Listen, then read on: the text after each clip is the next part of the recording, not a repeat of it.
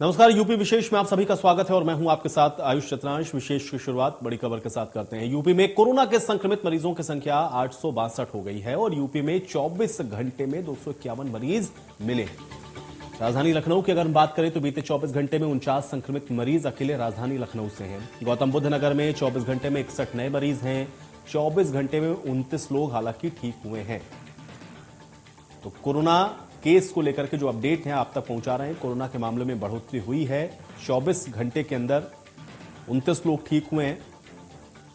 UP में corona संक्रमित मरीजों की कुल संख्या की अगर बात करें तो ये 862 हो गई है। 24 घंटे में इसमें 251 नए मरीज जुड़ गए हैं। बहुत तेजी के साथ ये आंकड़ा बढ़ा है।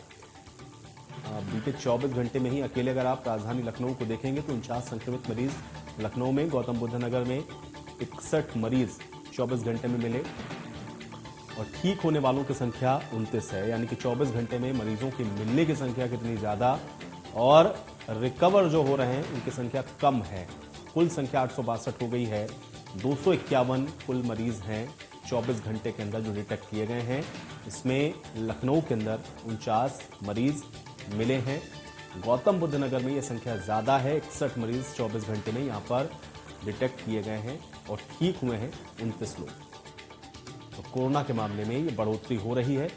ओमाइक्रॉन वेरिएंट लगातार फैलता हुआ नजर आ रहा है और बहुत तेजी के साथ स्प्रेड हो रहा है। दिल्ली में तो कम्युनिटी स्प्रेड तक में ये हो गया है, क्योंकि इसको लेकर के दिल्ली के स्वास्थ्य मंत्री ने भी इस बात को स्वीकार किया है कि अब ये कम्युनिटी स्प्रेड का रूप ले रहा है और ऐसे में ये बढ़ते हुए केसेस चिंता का विषय भी बने हुए हैं। तो कोरोना केस को लेकर के जो लगातार एहतियात है वो बढ़ते जा रहे हैं। रवि हमारे साथ जुड़ रहे हैं जानकारी के साथ। रवि, कोरोना को लेकर क्या अपडेट है? देखिए, अगर बीते 24 घंटे की बात करें तो अब उत्तर प्रदेश में जो कोरोना संक्रमित मरीजों की संख्या है वो करीब 862 हो चुकी है। वहीं अगर बात करें बीते 24 घंटे में 251 नए मरीज मिले हैं। वहीं अगर लखनऊ की बात करें तो 49 नए मरीज मिले हैं और उसके अलावा गौतम बुद्ध नगर में सबसे ज्यादा 61 मरीज मिले हैं। और उसके अलावा 24 घंटे में 29 लोग ठीक भी हुए हैं। वहीं अगर बात करें तो अब जो संक्रमित मरीजों की संख्या उत्तर प्रदेश में करीब 862 हो चुकी है और साफ तौर पर एक चिंता की बात जरूर है, क्योंकि एक साथ अगर बात करें कल 193 मिले तो आज 251, यानी आंकड़ा ये बढ़ता जा रहा है और ये कहीं ना कहीं परेशानी का सबब जरूर बनने वाला है। जिस तरीके से लगातार लोगों को जागरूक किया जा रहा था और अपील की जा रही थी लोग बिना मास्क के ना निकले, सोशल डिस्टेंसिंग का पालन करें, उसके अलावा जो उसका देश उसका पालन कर, लेकिन बावजूद उसके भी संक्रमण है एक बार फिर से बढ़ता हुआ नजर आ रहा है, जो कहीं ना कहीं चिंता का विषय जरूर बना हुआ है। बहुत शुक्रिया रवि इस बातचीत के लिए।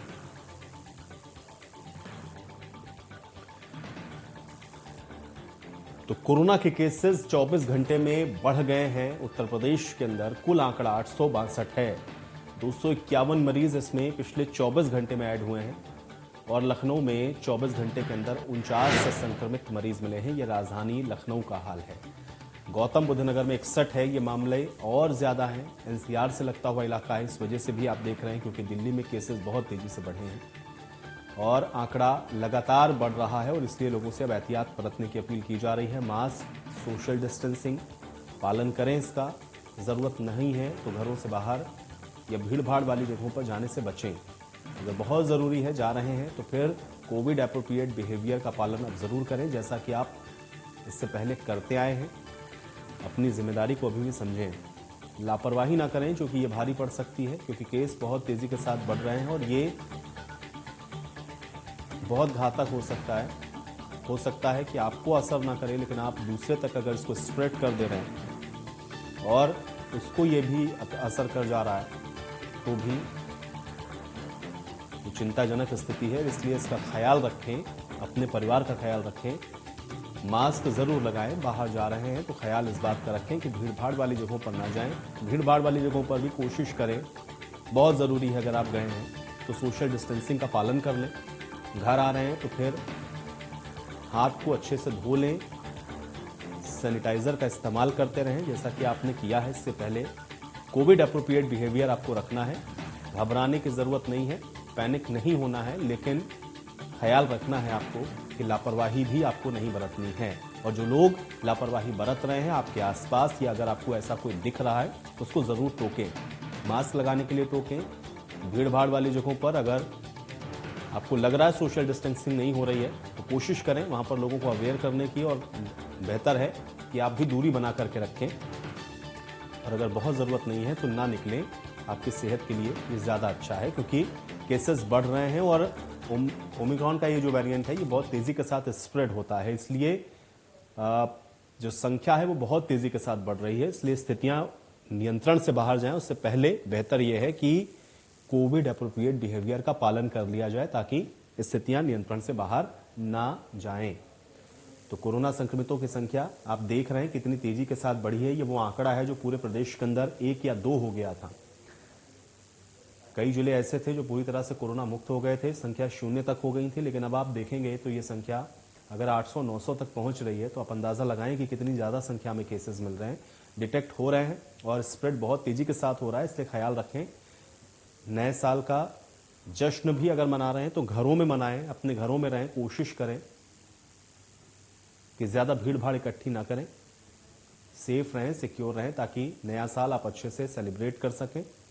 और जो कोविड की गाइडलाइन है या जो नियम बनाए जा रहे हैं वो आपकी सिक्योरिटी के लिए है, आपकी सेहत के लिए है, आपकी सुरक्षा के लिए है, इसलिए उसका पालन जरूर करें, लापरवाही ना बरतें।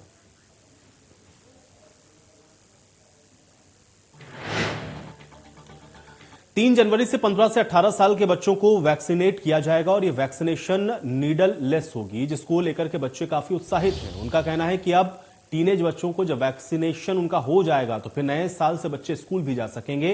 अभिभावक भी बच्चों को लगने वाली वैक्सीनेशन को लेकर के बेहद जागरूक हैं। स्टूडेंट्स ने भी अपनी जागरूकता का परिचय दिया है।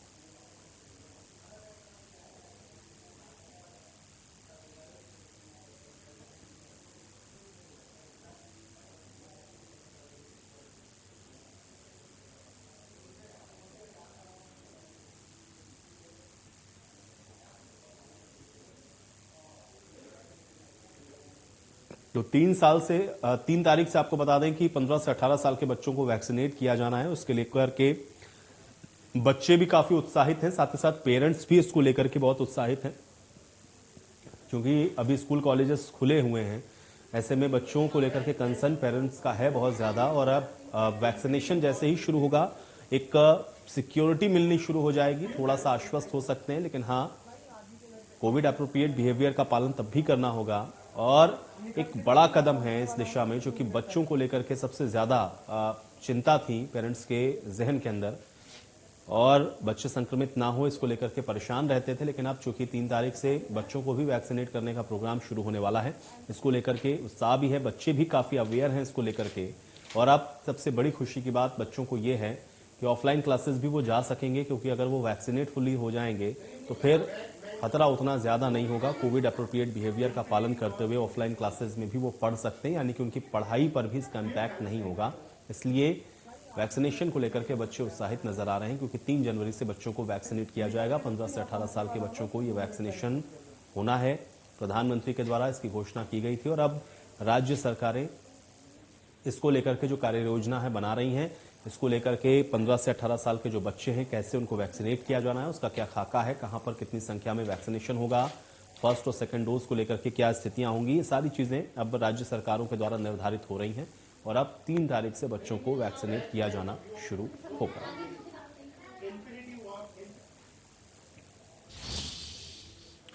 तो कोरोना के बढ़ते मामलों की वजह से शासन और प्रशासन की चिंताएं बढ़ रही हैं। लोग किस तरह से जागरूक हैं या फिर लापरवाही कर रहे हैं। लखनऊ के अमीनाबाद मार्केट में नए साल को लेकर के लोगों में कितना उत्साह है और मार्केटिंग बहुत तेजी से कर रहे हैं। सबसे बड़ी बात यह है कि जिस तरह से भीड़ उमड़ी हुई है, इसमें ना तो किसी ने मास्क लगा रखा है, ना ही सोशल डिस्टेंसिंग का पालन हो रहा है। जो दुकानदार यहां पर हैं वो भी मास्क लगाए हुए नजर नहीं आ रहे हैं। लगातार कोरोना के केसेस बढ़ने से शासन प्रशासन की एक तरफ जहां नींद उड़ी हुई है, तमाम तैयारियां की जा रही है। ऐसे में मैं राजधानी लखनऊ के अमीनाबाद मार्केट में आप देख सकते हैं कि किस तरह से यहां पर हजारों की संख्या में भीड़ उमड़ी हुई है।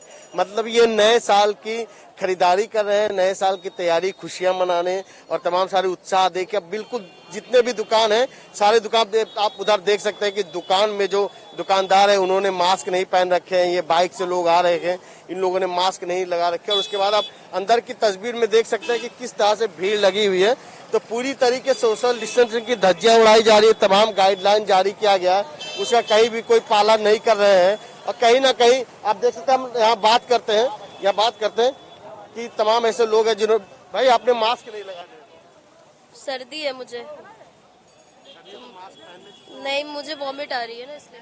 बिल्कुल देख सकते हैं कोई ना कोई बहाना लोग कर रहे हैं कि बिल्कुल आप देख सकते हैं कि जिस तरह से आप तस्वीरों में देख सकते हैं किस तरह से पूरी तरह से भीड़ लगी हुई है और सोशल डिस्टेंसिंग और मास्क किस तरह से कोरोना प्रोटोकॉल की धज्जियां उड़ रही, कहीं ना कहीं तस्वीरें आने वाले वक्त में भयावह हो सकती है।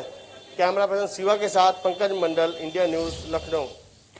तो गृह मंत्री अमित शाह अयोध्या पहुंचे हैं, जहां पर उन्होंने सबसे पहले रामलला और हनुमानगढ़ी में दर्शन किए हैं और राम मंदिर के निर्माण कार्य को भी उन्होंने देखा है। हनुमानगढ़ी पहुंचकर उन्होंने हनुमान जी की आरती और पूजा की है। इस दौरान उन्होंने कहा कि जैसे अयोध्या में भव्य राम मंदिर का निर्माण हो रहा है, वैसे ही आने वाले दिनों में मथुरा में भी होगा। इस दौरान राम जन्मभूमि ट्रस्ट के अध्यक्ष महंत नृत्य गोपाल दास ने उनके साथ मुलाकात की है। देश के यशस्वी गृह मंत्री अमित शाह जी का आज हनुमानगढ़ी दर्शन पूजन हुआ और दर्शन पूजन करने के बाद वैदिक ब्राह्मणों के साथ स्वस्ति वाचन और आशीर्वाद और हनुमान जी महाराज का एक गदा उनको दिया गया। गदा देने के बाद उनसे निवेदन किया गया, जिस प्रकार से अयोध्या में भव्य दिव्य राम जन्मभूमि मंदिर निर्माण कार्य चल रहा है, जिस प्रकार से बाबा विश्वनाथ कॉरिडोर निर्माण कार्य चल रहा है, उसी प्रकार से मथुरा में भी भव्य दिव्य भगवान श्री कृष्ण की जन्मभूमि बने। उस पे उन्होंने हंसते हुए कहा कि जैसे अयोध्या का कार्य चल रहा है, वैसे आने वाले दिनों में मथुरा में भी होगा।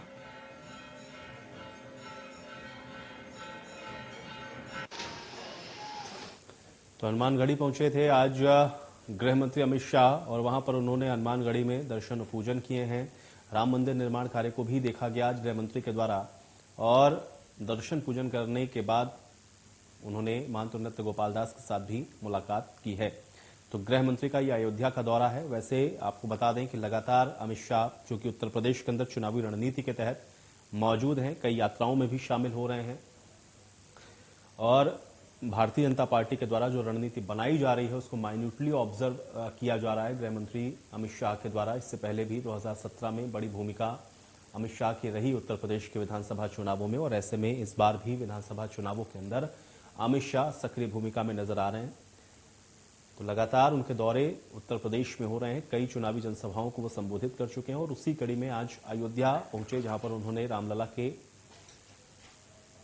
मंदिर का जो निर्माण कार्य चल रहा है उसके दर्शन किए। उन्होंने देखा वहां पर कार्य की प्रगति की समीक्षा उनके द्वारा की गई। साथ ही साथ फिर हनुमानगढ़ी पहुंचे, जहां पर बजरंगबली के दर्शन किए गए। हनुमानगढ़ी में इस दौरान उनको गदा भी भेंट की गई और वहां पे महंत नृत्य गोपाल दास के साथ उन्होंने मुलाकात की है।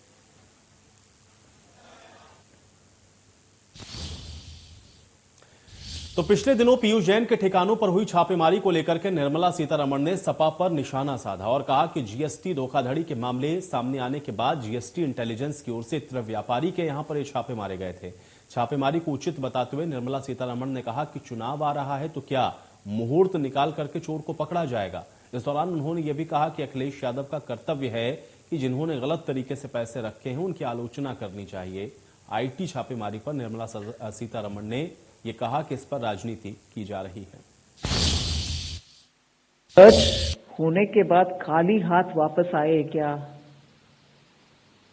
जो भी इसके ऊपर टिप्पणी दे रहे हैं, मैं उनसे ये प्रश्न पूछना चाहती हूं, वो गए खाली हाथ आए क्या?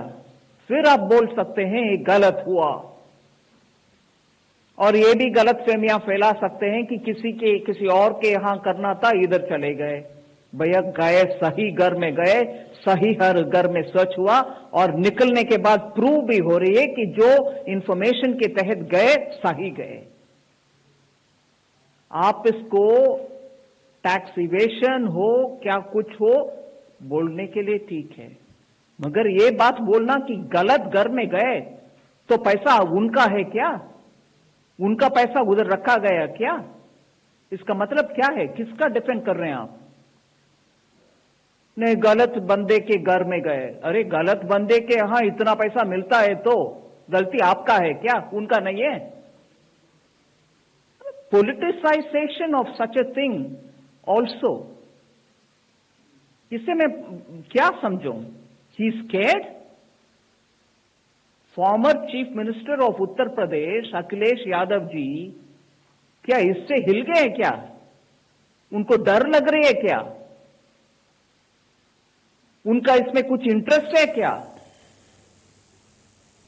एक आदमी जिनके यहां 23 केजीज ऑफ गोल्ड वैसे पड़ा हुआ है, आम नागरिक के यहां 23 केजीज ऑफ गोल्ड बिठाकर आप कुछ देखभाल नहीं करोगे?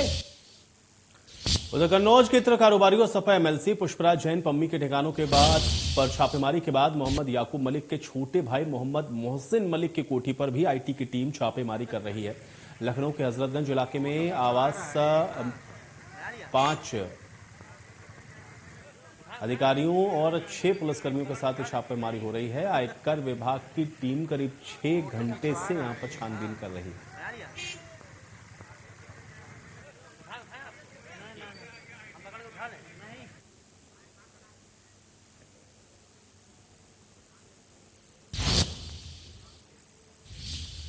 तो जौनपुर में डिप्टी सीएम केशव प्रसाद मौर्य जन विश्वास यात्रा में शिरकत की। इस दौरान उन्होंने सदर विधानसभा में आयोजित जनसभा को संबोधित किया और समाजवादी पार्टी पर जमकर हमला बोला। उन्होंने कहा कि 22 की नहीं बल्कि 27 की तैयारी में लगे। केशव प्रसाद मौर्य ने कहा कि ये लोग चुनावी हिंदू हैं और चुनाव के बाद ये लोग गिरगिट की तरह रंग बदलते हैं। मैं अखिलेश यादव से पूछना चाहता हूं कि वो काशी विश्वनाथ दर्शन करने कब जाएंगे और दर्शन करने के बाद ज्ञानव्यापी जाएंगे या नहीं, इसका भी जवाब वो दें।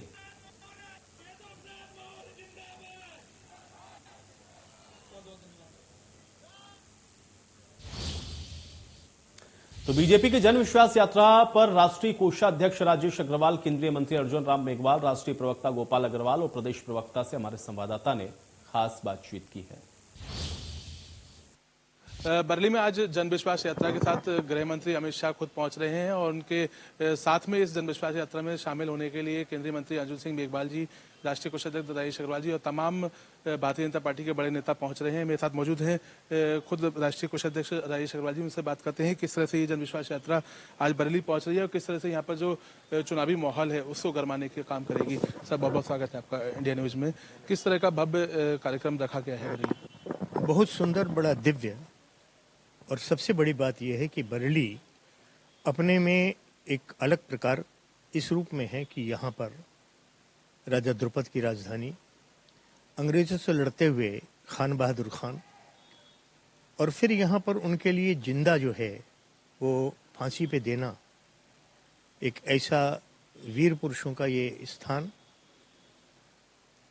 वर्ष का अंत, हमने कितना जो है वो दिया है प्रदेश को, कितना देश को आदरणीय प्रधानमंत्री मोदी जी के द्वारा जो है वो दिया गया है। ये सारा का सारा कालखंड हमारा पूरा हुआ है और नए वर्ष में प्रवेश कर रहे हैं। उन चुनाव में पुनः जनता भारतीय जनता पार्टी को आशीर्वाद देगी। ये ब्रज क्षेत्र की जनता तो तय कर चुकी है, बाकी जगह भी यात्रा देखी है। जैसे हमारे गोपाल कृष्ण जी अग्रवाल हैं, ये राष्ट्रीय प्रवक्ता है, और जगह भी गए होंगे। मैं ब्रज क्षेत्र में सब जगह गया हूं, तो जो उत्साह ब्रज क्षेत्र में है उससे मुझे लगता है कि हम 65 की 65 सीटें जीतने वाले हैं, ऐसा उत्साह है। आप यहाँ पर आज जो है यात्रा का समापन हो रहा है और नए साल का आगाज हो रहा है, क्या संदेश देना चाहेंगे इंडिया न्यूज के माध्यम से दर्शकों को? देखिए, 21 ने भी कुछ सीख दी। कोरोना कालखंड रहा लेकिन देश रुका नहीं। प्रधानमंत्री मोदी जी के नेतृत्व में देश चलता रहा। 22 में भी जो हमने चुनौतियां सामना की 21 की, उसको पार करेंगे और देश को तेज गति के से विकास के रास्ते पर ले जाएंगे। ऐसी मनोकामना हमारी सबकी है और प्रधानमंत्री जी के नेतृत्व में देश तेजी से विकास के रास्ते पर चलेगा। बहुत अपार जन समूह है जो पुनः योगी जी के और आदरणीय मोदी जी के नेतृत्व में भारतीय जनता पार्टी को पुनः स्थापित सत्ता में आते हुए देख रहा है। डबल इंजन की ग्रोथ की जो बात प्रधानमंत्री जी बार बार कहते हैं, प्रदेश में और केंद्र में, तभी प्रदेश का और विकास और संभव है। और चलिए इसी के साथ यूपी विशेष में मेरे साथ फिलहाल इतना ही।